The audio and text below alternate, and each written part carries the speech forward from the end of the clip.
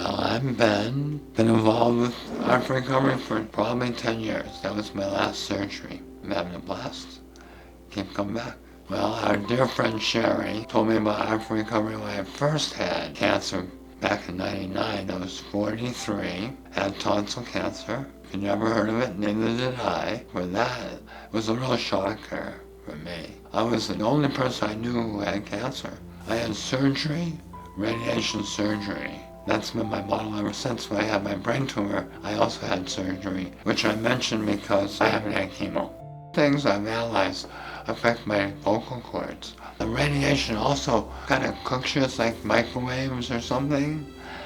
And so it gets a little tough in your throat where I had radiation. My last thing was when I had brain surgery. It was in the back of my brain, ependymoma it's called, one of the better kind of tumors you can have.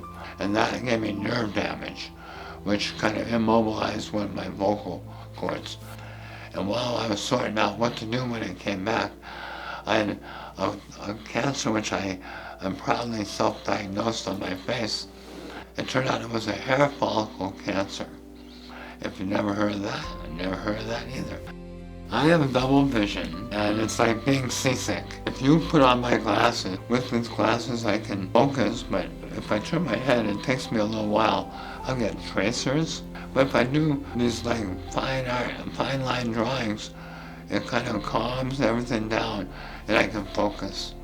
Figures, flowers.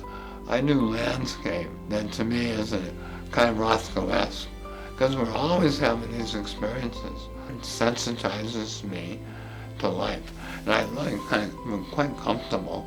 I'm muse-driven, like I abstract art. I respect Rothko, and I think it's true what he does, but I need something true to riff off of. I mean, telling the truth is really not that easy. What is the truth today? What is the truth?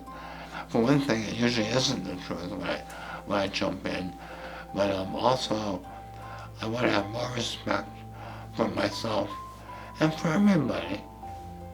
Tell the truth, baby. I'm not sure why that's sad. I think the truth hurts. The truth that I'm not telling is the truth that hurts.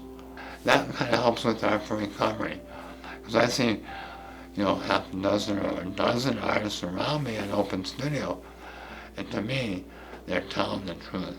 To me, that's a gift. But I think there is something about being in an open studio, the silent narrative, listening to stuff. I was listening for what I didn't know I wanted to hear yet. There's something that's going on here I don't understand, and it's something really important. In fact, I can't think of anything more important. Thank you. Of course, I would say thank you for our recovery, but it's a different thank you than that. Thank you for the silence that is necessary for any music. Without silence, there's no music. The emptiness is necessary for anything to happen. And respect your hesitancy. There's no rush to do it. I'm Ben Pax. I'm Art for Recovery.